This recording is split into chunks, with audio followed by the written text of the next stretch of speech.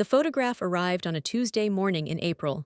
She opened the cold case file at her desk, read the summary, and got to the photograph. She turned it over. She set it face down on the desk. She sat for 6 minutes looking at the clock on the wall of the office, the specific second hand moving through its circuit, regular and indifferent, and she breathed. Then she turned it back. She had been a detective for 11 years. She had spent those 11 years reading people for a living.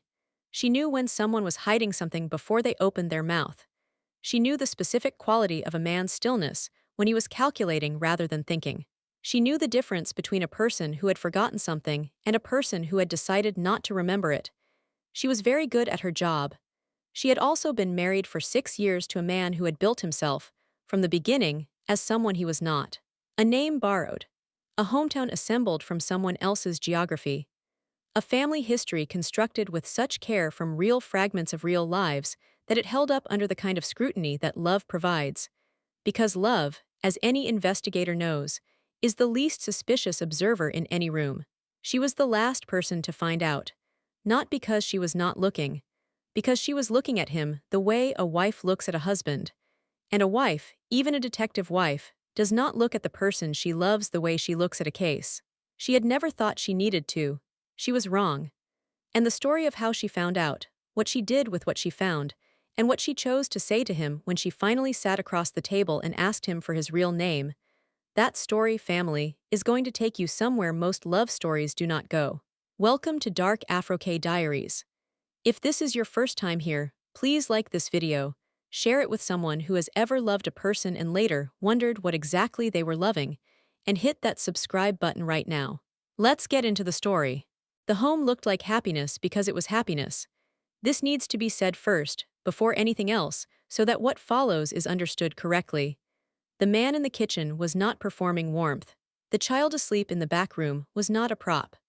The woman who came through the front door at the end of a long shift and set her bag down and stood for a moment in the particular way that people stand when they have returned to the place they belong, none of that was theater. It was real.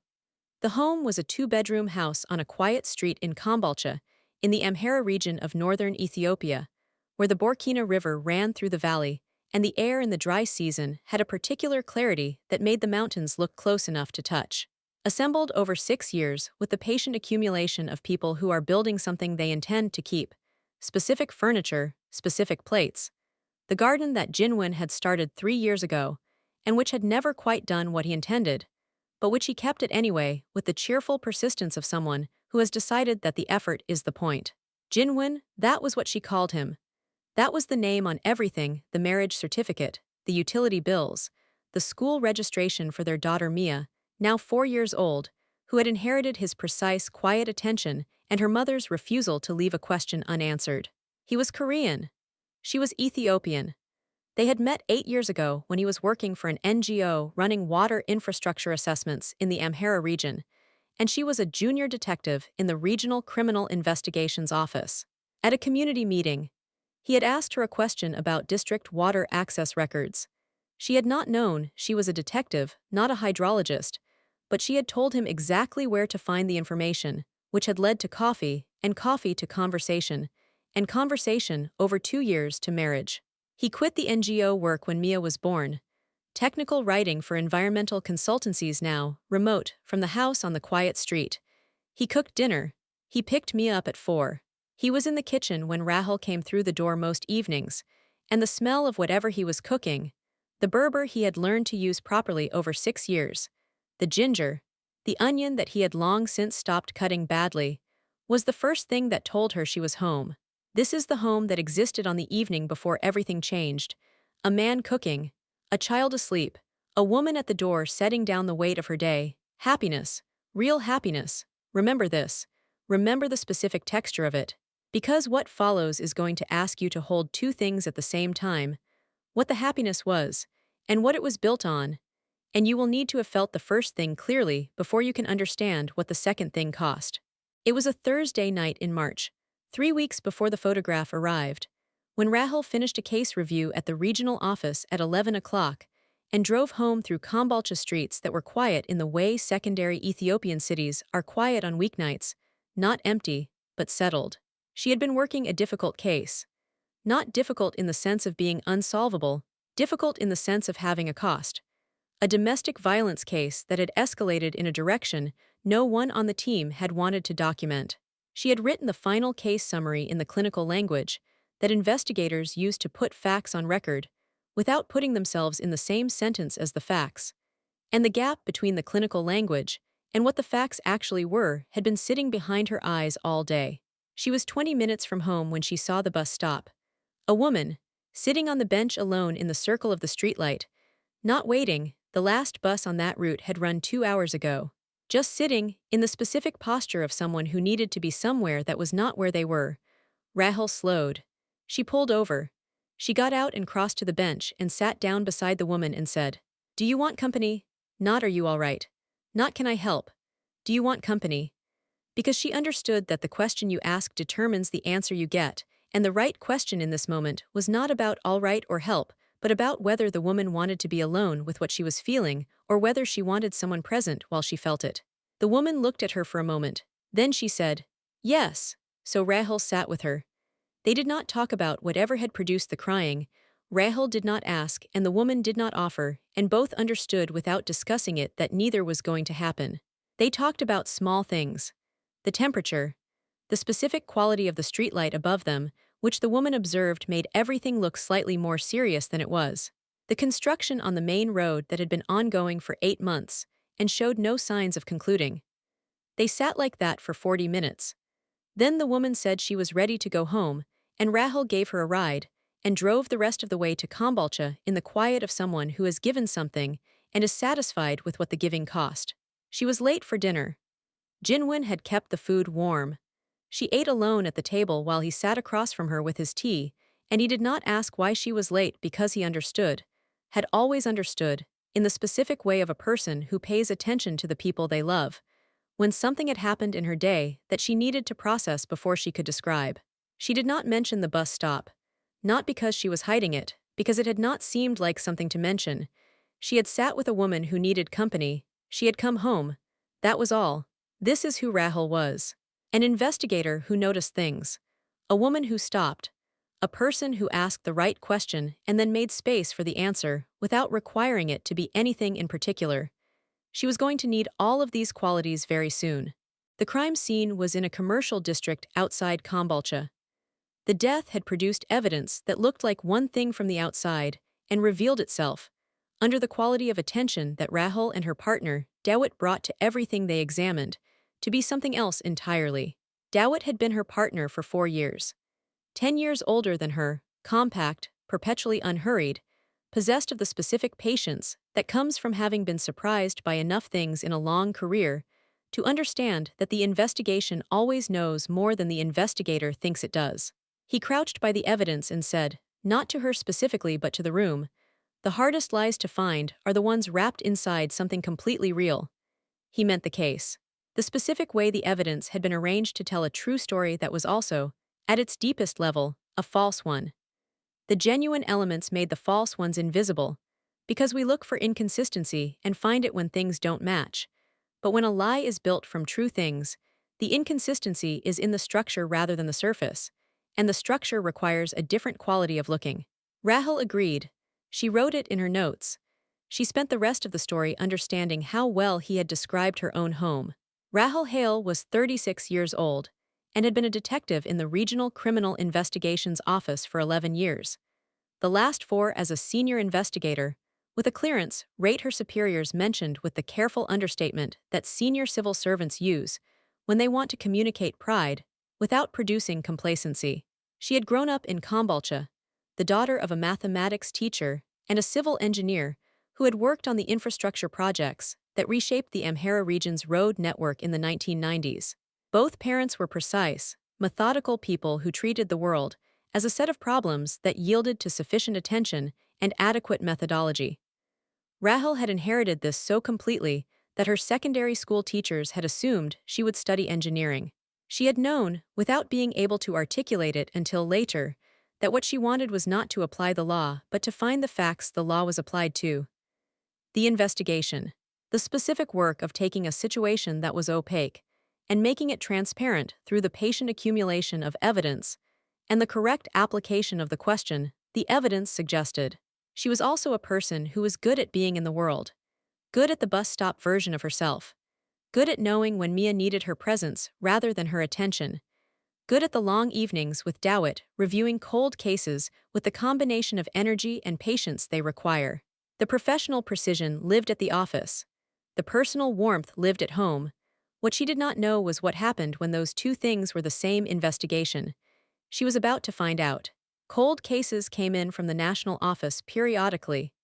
Cases sitting in filing systems for years, often decades, being reviewed as part of ongoing digitization, and the occasional re-examination that new forensic methodology made possible. This one was from Sokcho, a coastal city in the Gangwon province of South Korea on the East Sea. 12 years ago, a young man named Do Jinwon had disappeared from it under circumstances the original investigation had classified as voluntary, but the family had never accepted. The cold case had an Ethiopian connection. The last confirmed sighting of Do Jinwon before his disappearance had been at Incheon Airport, boarding a flight to Addis Ababa. The file contained a partial photograph, taken at a community event in Sokcho 2 years before the disappearance. Group photograph, partially damaged. The subject's face reconstructed using the International Liaison Desk's enhancement software, imperfect, approximately right rather than definitively right. She opened it at 9 in the morning on a Tuesday. Read the summary, got to the photograph, turned it over. She sat for 6 minutes looking at the clock on the wall, then she turned it back. Do Jinwon. Last confirmed sighting, Incheon Airport. Destination, Addis Ababa. 12 years ago. A Korean man who had disappeared in the direction of Ethiopia 12 years ago. Her husband was a Korean man who had arrived in Ethiopia approximately 12 years ago. The face was approximately right. She breathed. She turned it face down again for 30 seconds, then she turned it over and she began. She did not tell Dowett. She told herself this was because she did not yet have enough to tell, that bringing an unconfirmed hypothesis to her partner before she had anything concrete was not methodology, it was panic. This was true. It was also a convenient truth, which is the kind of truth that deserves more scrutiny than it typically receives. She ran the name Do Jinwon through the national database. One result, the cold case file. She ran it through the International Liaison Desk's link system. 3 results. The cold case, an Interpol flag raised and then lowered in year 2 of the original investigation, and an alert notification she did not fully process in the moment. A system flag indicating the record had been accessed, which she assumed was standard procedure. She was wrong about the alert. She would not know this for another 2 weeks. She began the parallel investigation the only way she knew how, from the beginning, with documentation she could access without disclosing what she was looking at. She pulled the NGO's employment records from the period when her Jinwon had claimed to be working in the Amhara region. The employment record for a Lee Jinwon was present in the archive. Lee, not Do. Different family name. The given name kept.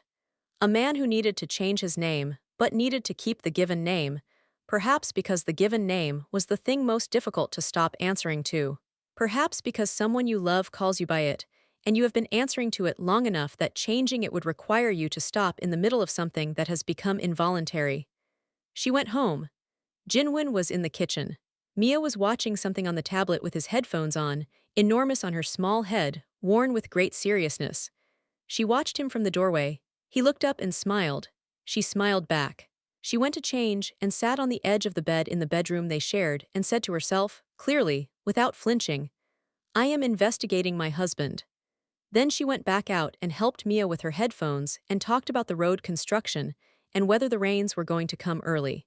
The cost of the parallel investigation reached the office 11 days in. She was at a scene with Dowett. Straightforward, commercial break-in, the kind of case that ran on established procedure with minimal variance. She had stood in the middle of it, and for approximately 30 seconds she had been somewhere else entirely. Inside the cold case file, inside the employment record, inside a community meeting 8 years ago, and whether the man who had attended it had been there by design or by chance, or by something else she had not yet named. 30 seconds, Dowett noticed. He said nothing during the scene. In the car afterward he said, without looking at her, "Whatever it is, it's affecting your work." She looked at the road ahead. "I know," she said. "I'm handling it." He did not ask what it was. This was one of the things she valued most about him, his understanding that a question not yet offered was a question not yet ready to be answered, and that pushing before readiness produced dishonesty rather than truth.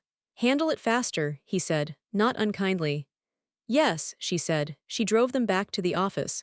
She was more careful after that, but the cost had been legible and they both knew it. She made the decision formally on a Friday morning, before Dowett arrived, with the parallel case file she had begun building on her encrypted drive. The decision was this. She was going to investigate her husband with the same completeness and the same rigor she brought to every case she had ever worked. She was going to follow the evidence wherever it went. She was not going to allow love to determine what she found, only what she did with what she found, after the finding was complete. This distinction mattered to her. It was the hardest she had ever had to make. She made it anyway. Because she had a daughter. A 4-year-old who wore her father's headphones with great seriousness, and who was going to grow up knowing whatever was true. And Rahel was going to make sure that what was true was something she had found completely. She opened the personal folder. She began the most frightening professional work she had ever done. Not frightening because she did not know how. Frightening because she knew exactly how, and because she was doing it to the person she had eaten lentils with the night before. Family, before we go further, drop a comment right now. Have you ever had to choose between what you know and what you love?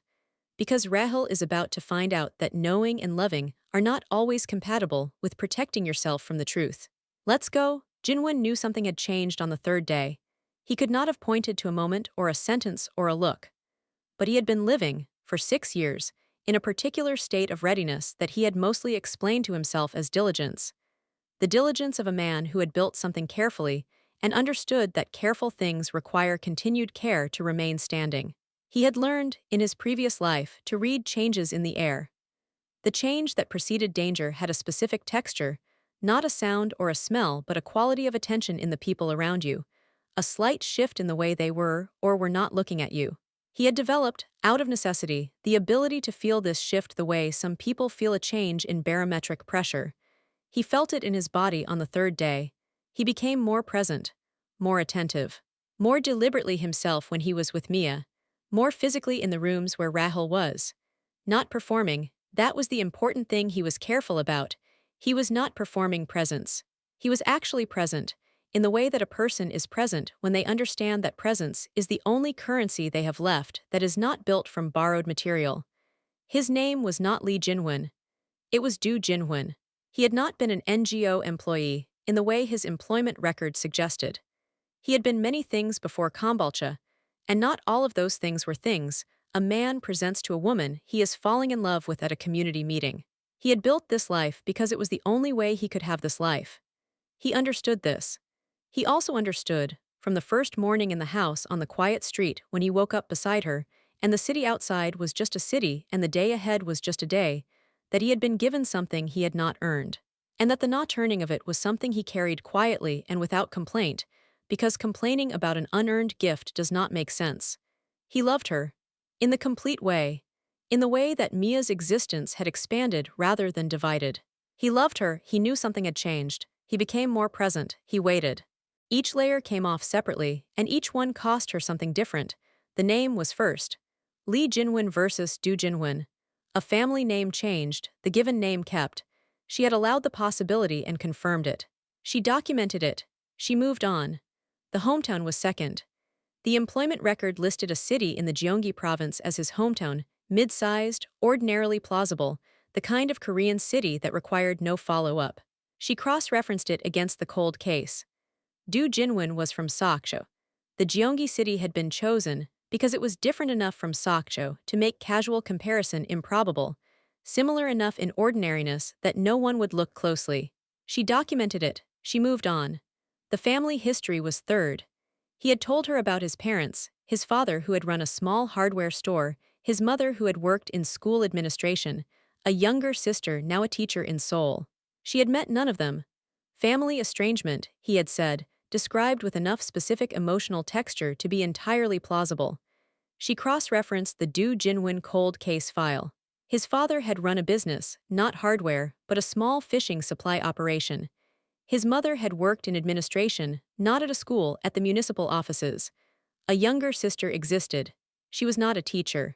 He had taken the shape of his real family and altered the specific details. The shape was true. The details were not. This was methodology, the methodology of someone who understood that a well-constructed false history is built from real material, because real material does not produce the internal inconsistencies that pure invention creates under scrutiny. She documented it. She paused. The reason for the disappearance was fourth, and this was where it became more difficult, not because the information was unavailable, but because what was available, once she accessed it through the liaison desk's extended records, was harder than she had prepared herself to handle. Du Jinwen had grown up in a household, connected, through his father's fishing supply business, to a network of people in Sokcho whose activities extended well beyond supply logistics. This was not something the family had discussed openly. The original investigation had noted it briefly and not pursued it. The network was still operating. She understood what that meant, not abstractly. She had worked cases connected to operations of this type. She knew what the specific shape of it looked like. The leverage, the reach, the way it moved through legitimate commercial structures like water through porous stone, quiet and pervasive and very difficult to hold in your hands. She knew what happened to the people it decided needed to be found. She documented it. She paused longer this time. Then she came to the thing she could not find where to put. She had been building a case file. Every investigation produces a case file, a document that is the formal record of what the evidence says, rendered in clinical language. She was good at case files. She had been writing them for 11 years. The way he loved her would not file. She sat at her desk in the early morning, before Dawit arrived, and she looked at the evidence she had assembled, and she tried to find where in the file she put the specific quality of attention he brought to knowing her.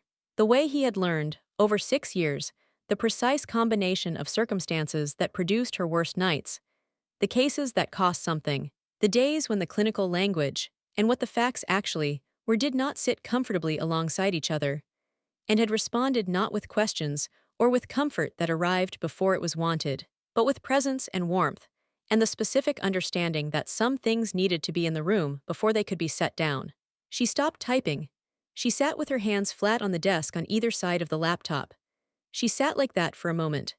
Then she got up and went to the window and stood with her back to the screen and looked at the street below, the Kambalcha morning, ordinary, the road construction still ongoing, a woman walking with a child, a man unlocking a shop front. She stood at the window for a while, then she went back to the desk. She documented everything else. She left that section blank. She chose the smallest piece of evidence. Not the name, not the hometown, not the family history or the cold case file or the network still operating in Sokcho. The smallest piece, a detail so minor that confronting him with it could be explained as almost anything. A village on his employment record that did not contain the kind of establishment his story required. A village with no hardware stores. She mentioned it on a Sunday evening, 2 weeks into the investigation, sitting at the kitchen table after Mia had gone to sleep. She mentioned it casually, embedded in adjacent conversation, in the specific manner of a person who is curious rather than accusatory. He stopped, not visibly. A detective stop. Internal, calibrated, the kind of pause that lasts a fraction of a second, and that most people would miss, and that she did not miss because she had been reading people for 11 years, and because she had been reading this person for 8. He looked at her, she looked at him. Ask me anything, he said, 3 words, she sat with them. Anything, she said, anything. She looked at him for a long moment. Not as a detective, not only. As the woman who had been building a case file on her encrypted drive for 2 weeks, and who had a daughter asleep in the next room, and who had spent 11 years understanding that the truth is always better than its alternatives, however much the alternatives appear kinder in the short term. Not tonight, she said, he absorbed this. Okay, he said, but I will, she said. I am going to ask you everything, I need you to know that. I know, he said, and his voice had a quality she had not been able to name until now. She could name it now. Relief. He had been living for 6 years with the knowledge that this was coming. That she was the specific person who would find it. That the question was never whether but when, and that the when was always a matter of what reached her first, the investigation or whatever was going to come from the other direction. He was relieved that it was the investigation. Family, he didn't lie. He didn't run. He said, ask me anything. Drop a broken heart in the comments right now if you understand what kind of person says that. Because Jinwon has been waiting for this conversation for 6 years, and Rahul is only now understanding what she has been living inside. She did not leave the table immediately. Neither did he. They sat at the kitchen table in the specific silence of two people who have just acknowledged, without naming, exactly what is happening between them, who have stepped to the edge of the thing and looked at it, and then stepped back and are now deciding what to do with the looking. After a while she got up and made tea. She did not ask if he wanted some. She made 2 cups because she always made 2 cups. He accepted his without comment. They sat with the tea. At some point she said, "Mia has the school trip on Thursday." "I know," he said. "I signed the form last week. There's a permission slip she still needs returned," she said. "I'll do it tomorrow," he said. They talked about the school trip. About whether Mia's rain boots still fit after the growth in the last 2 months. About whether the forecast for Thursday was going to hold. They talked about these things in the ordinary register of parents who share a household and a child, and the daily logistics of keeping a 4-year-old's life organized. And every single word of it was simultaneously completely ordinary and completely unbearable. Because underneath it, ask me anything. Not tonight, I will, I know. Because underneath it, 6 years of the constructed story and 2 weeks of the investigation, and the complete case file taking shape on the encrypted drive, and the blank section she could not fill and the network still operating in Soksho. Because underneath it, he knew she knew, she knew he knew she knew, and they were sitting at the kitchen table talking about rain boots. He washed the cups when they were finished. She watched him from the table. He dried them and put them back in the cabinet in the specific place she kept them, which he had known for 6 years, and he turned, and she was still at the table and they looked at each other. "I'll check on Mia," she said. "I'll be here," he said. She checked on Mia. Mia was asleep with one arm outside the blanket, and her mouth slightly open in the specific way of a 4-year-old who sleeps with her whole body. Rahul stood in the doorway for a moment. She went to bed. He came 20 minutes later and lay beside her in the dark and did not touch her and did not speak. The specific distance between them was not anger, it was something more careful than anger. It was two people who understand that whatever is coming is too important to rush, who are holding the space of it open with every ordinary thing they do. She lay awake for a long time. She was still awake when she finally felt, from the quality of his breathing, that he had gone to sleep. She looked at the ceiling. She thought, tomorrow I will run the network records. I will see what the complete picture is. And then I will know what I am asking him about before I ask him. She closed her eyes. Neither of them slept well. Both of them were present, entirely, in the specific way of people who are carrying the full weight of something that has not yet been named. It was the 14th night of the investigation, 3 nights after the kitchen table and the rain boots conversation, and she was lying beside him in the dark. She had asked herself on the 4th night whether she should stop lying beside him. Whether the investigation required a physical distance she was not maintaining, whether the proximity was interfering with the objectivity the investigation required. She had sat with this question for a long time and arrived at an answer she was not entirely comfortable with but believed was honest. No, the proximity was not interfering with the investigation. The investigation was proceeding with complete rigor. What the proximity was doing was something else. It was showing her, in real time, the specific weight of what she was building in the file. She needed to feel that weight rather than avoid it, because the decision she was eventually going to have to make needed to be made with full understanding of what was at stake. On the 14th night, in the dark, he turned toward her. He said nothing. He was not always a person who began with words, which had been, in the first years of their marriage, something she had occasionally found difficult, and had eventually understood was not withholding, but the particular language of a person who expresses things first in proximity rather than speech. He moved toward her and put his hand against her shoulder blade, not pulling her toward him, just present, the warmth of his palm against the fabric of her shirt. And she felt, as she always felt, the specific gravity of it. The way his presence had always had weight. Not pressure. Weight. The difference was in what it asked of her. She turned toward him. She looked at his face in the dark. She knew it as well as she knew anything, the precise topography of it, the way darkness changed what was visible and what was not, the way his eyes had a quality of attention even now that she had never been able to fully account for in the language of ordinary description. She thought, I have been investigating you for 14 days. I know things about you that you do not know I know. And I am still here. She put her hand against his face. He was still not frozen, but gathered, all of him present in the same place at the same time. I love you, she said. Not as performance. Not as contradiction of what she was doing. As information. The truest piece she had, stated simply in the dark, to the man she had been married to for 6 years who was also someone she was building a case on. I know, he said. His voice had something underneath the warmth. She could hear it now, had heard it probably for years without having the context to read it. The specific quality of a person who is loved in a way they know they have not fully earned, and who carries this not as guilt but as weight. The weight of someone living inside something real that was built from something that was not. He pulled her close. She let him. What followed was the specific intimacy of two people who are fully present to each other in the midst of something that neither of them is pretending is simple. Not the intimacy of comfort or habit, though it contained both. The intimacy of two people who understand that the thing between them is real and complicated, and that the realness and the complication are not separate. They are the same thing, seen from different angles. She was present throughout. She did not perform as she did not fully feel. She did not manufacture distance from what she felt. She was herself, in this room, in this dark, with the case file on the encrypted drive and her daughter asleep in the next room, and the network in Soksho that she had not yet fully understood. She was Rahul Hale. She was here. Afterward, in the dark, she lay with her head against his chest and listened to his breathing settle and thought about all of it: the case file, Mia, the network, the question she was going to ask him when she was ready to ask it, and what it was going to require of both of them when she did. She thought, I am going to find out everything, and then I am going to decide. She slept. He had said ask me anything, and she had said not tonight. He had sat with those words for 3 days, then across the kitchen table through the rain boots conversation, then beside her in the dark of the 14th night. Not tonight meant she was not finished. Not tonight meant the investigation had a stage she had not yet reached.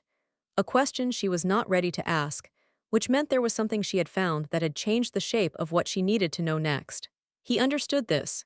He had been the subject of a different kind of investigation before, not with this quality of attention and care, but he understood the structure. A good investigator did not ask the question before they had assembled everything the question required. She was assembling everything. He went about the days with the specific steadiness of a man who has been waiting for something for 6 years and has found, now that the waiting is almost over, that the waiting is not about fear. He had been afraid before, at the beginning, in the first years, when the life felt precarious, when every ordinary conversation contained the possibility of the question arriving before he was ready to answer it. He was not afraid now. He was present. Actually, completely present, because presence was the only currency he had left that was not built from borrowed material. Everything else in the file she was building was true. But the way he was in this house, the way he was with her and with Mia, and with the garden that never quite worked and the Berber he had learned to use properly, that was not in any file. That was the thing he had built toward when he left. That was the thing he was when he arrived. He waited. He cooked dinner. He picked up Mia. He was in the kitchen when she came through the door. He was there. She found the alert on a Wednesday morning. She had been back through the International Liaison Desk's records, looking for a cross-reference from the second week of the investigation. And in reconstructing the path she had taken through the database, she found the automated flag she had registered and not fully processed. A notification that the record had been accessed. She had assumed it was standard procedure. It was not standard procedure. It was a flag built into the record by a private system embedded in the Liaison Desk's database through a technical vulnerability the desk's IT infrastructure was not yet aware of. A flag that alerted, when triggered, not a government agency or law enforcement body, but a private monitoring service, whose clients she did not immediately identify but whose operation she understood immediately, because she had seen this structure before. The network in Soksho, not the fishing supply business that served as its visible face. The thing underneath. She had been a detective for 11 years. She had worked cases connected to operations of this type. She knew what they did. They moved money through legitimate commercial structures. They maintained leverage over people who had left. They used the people who were left behind, family members, debts, names, as instruments for reaching the people who had tried to disappear.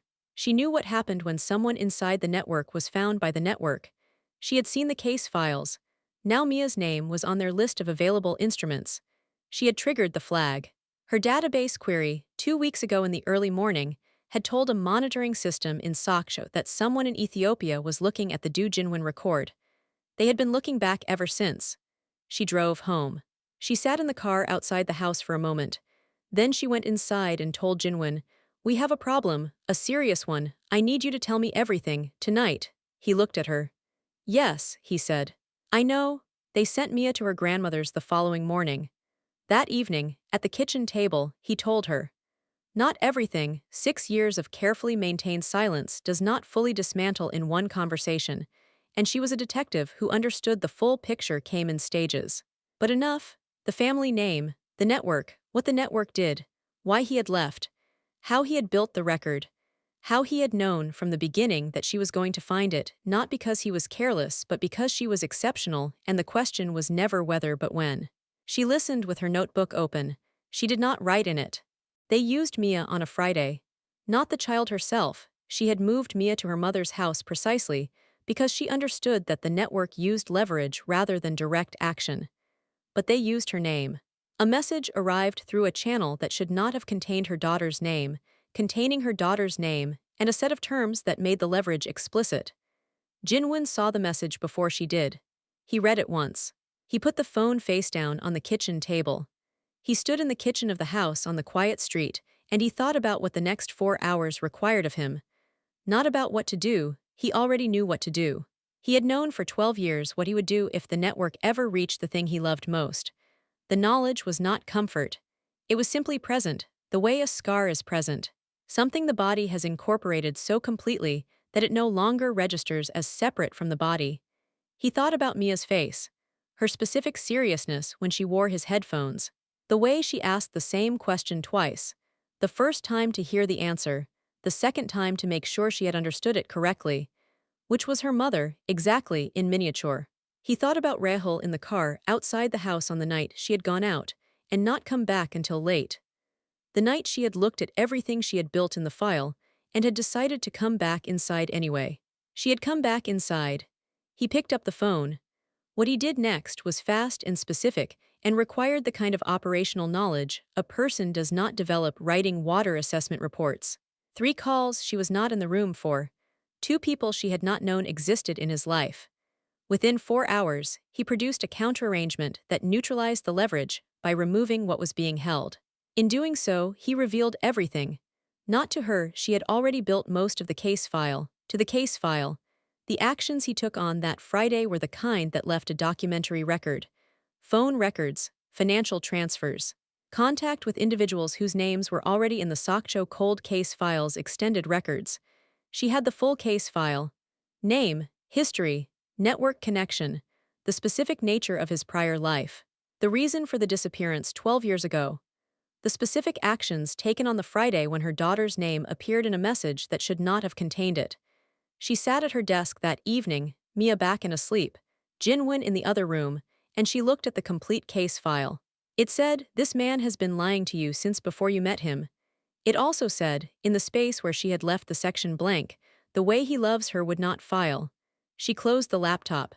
She took her car keys from the hook by the door. She went outside. She sat in the car outside the house. The house was lit from inside, the warm, specific light of a home at 10 o'clock on a Friday night, the kind of light that means someone is still awake, still present, still in the rooms that constitute the daily life of people who have built something together. She had the case file on the passenger seat. Not the laptop, she had printed the key pages, because she was an investigator who understood there are things you need to be able to hold in your hands. 12 pages. Her handwriting in the margins on some of them. She looked at the house. The case file said, "The man inside built himself from someone else's story. The name on everything was a lie. The hometown was a lie. The family history was a construction, and the employment record was assembled from real fragments. And the life he presented to the community meeting 8 years ago was designed to make him unfindable." She looked at the house. It also said, in the blank section, in the absence of what she could not file, "The man inside has known you for 8 years. The man inside has been present in the specific way that the people who are good at being present are present. He put his hand against your shoulder blade on the 14th night and said nothing and waited for you to decide, and when you turned toward him he was still there. Gathered. All of him in the same place at the same time. The man inside is both of those things at the same time. Both documented. Both true. Both on the passenger seat in 12 pages of her handwriting. She thought about Dowit's words at the crime scene. The hardest lies to find are the ones wrapped inside something completely real. She had agreed. She had written it in her notes. She had spent 3 weeks understanding how precisely he had described her own home. A constructed stranger. The only person who had ever fully known her. Both true. She had a daughter asleep in the house. She had a case file on the passenger seat. She had 11 years of knowing that the truth is always better than its alternatives. She had 6 years of evidence that the truth, in this specific instance, was not simple. She made her decision. She got out of the car. She did not destroy the file. This is important to understand. She was a detective. She did not destroy evidence. She had not become someone who destroyed evidence. What she decided, standing in the street with 12 pages in her hand, was something more precise than destruction. She decided which truth she served first. The network in Soksho had been neutralized, temporarily, and the International Liaison Desk had been notified of the database vulnerability. The cold case from Soksho was 12 years old, classified as voluntary disappearance, with no evidence of harm to any party. The thing he had run from was a network he had not chosen to be part of, had been born adjacent to, had understood, had left. He had left. He had built something real with what he had left toward. She held both things.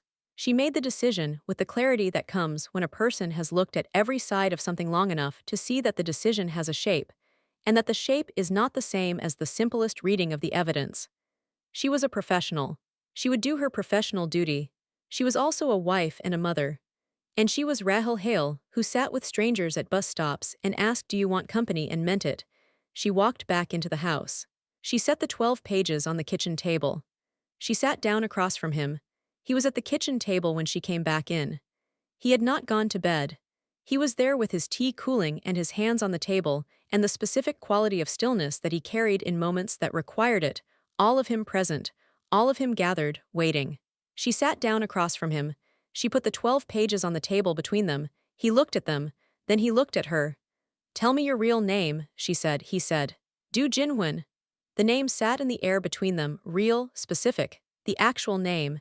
The name his parents had given him in Soksho when he was born, the name on the cold case file, the name that had been waiting underneath everything else for 12 years. "Tell me one true thing," she said, "from where you actually came from." He was quiet for a moment. "The water," he said. "The East Sea. In Soksho, in winter, the water looks like it has a color that does not exist anywhere else, not blue and not gray. Something between those things that I have never found a word for in Korean or in Amharic or in any other language. My father used to take me to the water in the early morning before the fishing boats went out. That is the one thing I have kept entirely unchanged. No other version of it." She looked at him. She thought about everything she had found and everything she had not been able to file. "We begin there," she said. He looked at her with the expression she had not expected and could not have prepared for, not relief, not gratitude, though both were present. Recognition. The specific expression of someone who has been seen correctly, completely, after a long time of being seen only partially, and who is not sure yet what to do with the enormity of it. "There is work to do," she said. "Professional work I cannot avoid.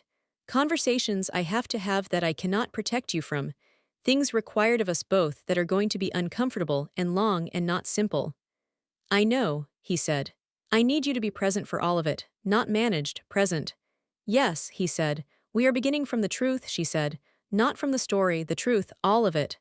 "All of it," he said. She reached across the table. She put her hand over his, not the gesture of forgiveness, not the gesture of comfort. Both of those were coming, but neither was tonight's gesture. Tonight's gesture was the gesture of a person who has assessed the evidence completely and has decided to stay in the investigation rather than close it. To keep going, to find out what is true. He turned his hand over and held it. They sat like that for a while. The house quiet. Mia asleep. The kitchen table holding the 12 pages and 2 cooling cups of tea, and the specific air of 2 people who have just agreed to something that is going to require more from both of them than anything they have done before. Neither of them looked away. The conversation with Dowit happened 4 months after the kitchen table. The case had been formally closed. The professional work had been done, the notifications, the documentation. The conversation with her supervisor that had gone the way of things when the evidence supports a conclusion that the letter of procedure does not quite account for. The database vulnerability had been fixed. The network's monitoring system had been dismantled. The cold case file from Soksho had been updated and closed. She and Dowett were reviewing a case file at the regional office.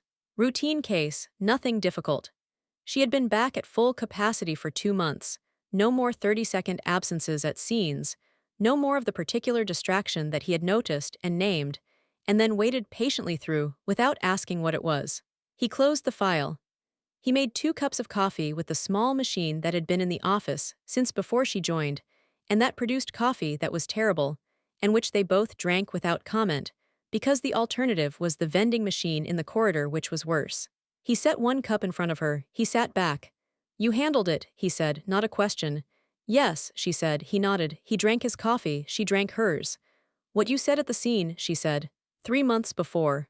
"The hardest lies to find are the ones wrapped inside something completely real." He looked at her. "It was about the case," he said.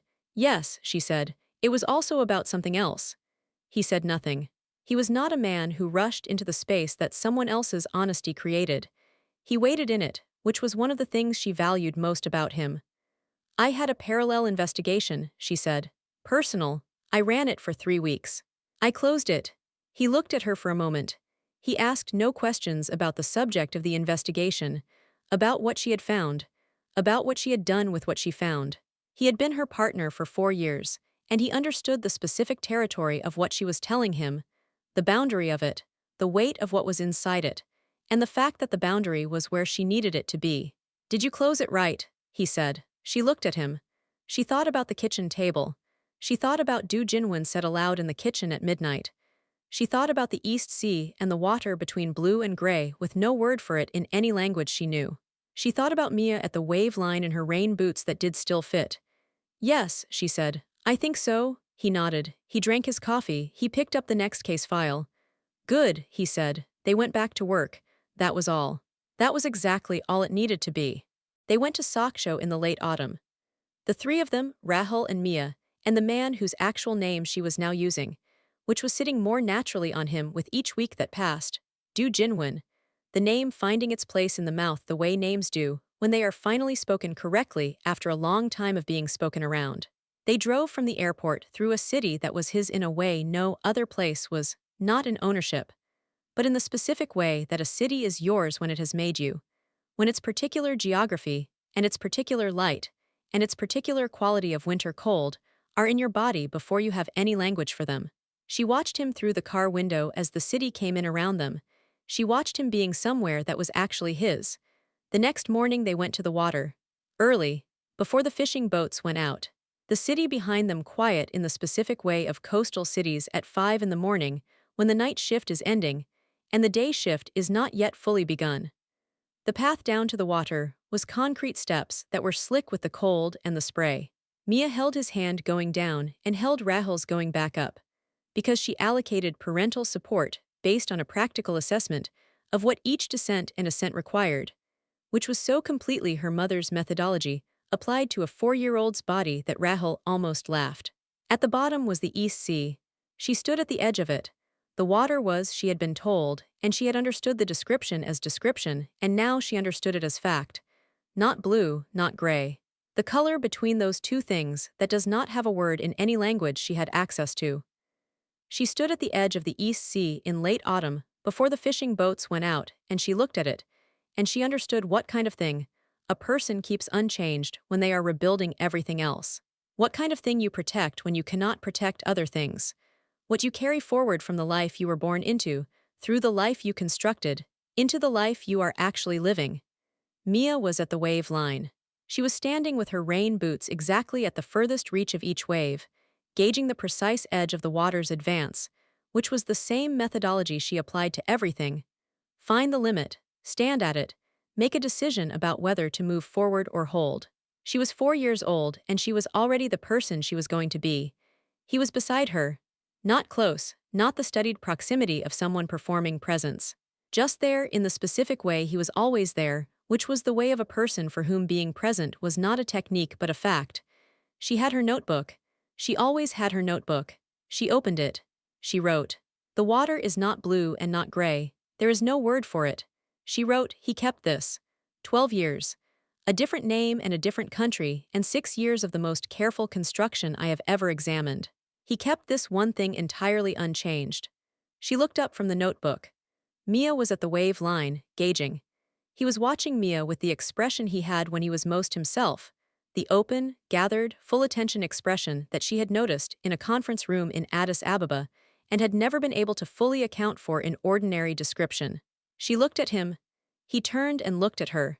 She wrote below everything else, in the specific handwriting of a person, recording something the official file would never contain, but that needed to be recorded somewhere. This is where we begin.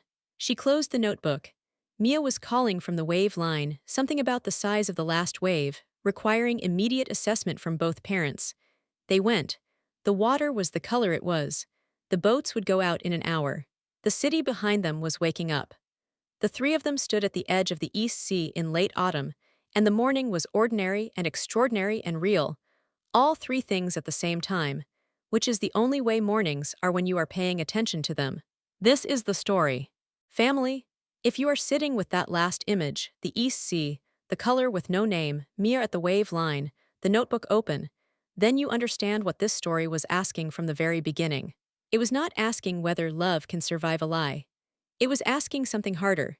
It was asking what love does when the lie is not simple, when the lie is wrapped inside something completely real, when the person who built the false story built it towards something true, when the question is not whether the love was real, but whether the love is strong enough to survive being seen completely. Rahul Hale was an investigator. She found things. She documented them. She served the truth. And then she sat across a kitchen table with a 12-page case file and said, we begin there, not from the story, from the truth.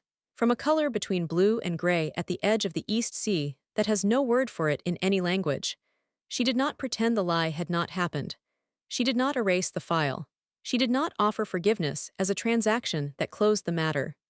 She opened an investigation into what was real on the other side of what had been constructed, and she chose to conduct that investigation from the inside rather than from the outside. Because the complexity was her home, and she was enough as she came to it. If this story stayed with you, please like this video right now. 1 second. It means everything to this channel. Share it with someone who has ever had to decide what to do when the truth turns out to be more complicated than the options make room for. Subscribe to Dark Afro-K Diaries if you are not already family. Every week, stories that do not take the easy way, stories that stay with you after the screen goes dark. Hit that notification bell so you never miss what is coming next. Until then, be enough as you came. This is Dark Afro-K Diaries. We will see you in the next story.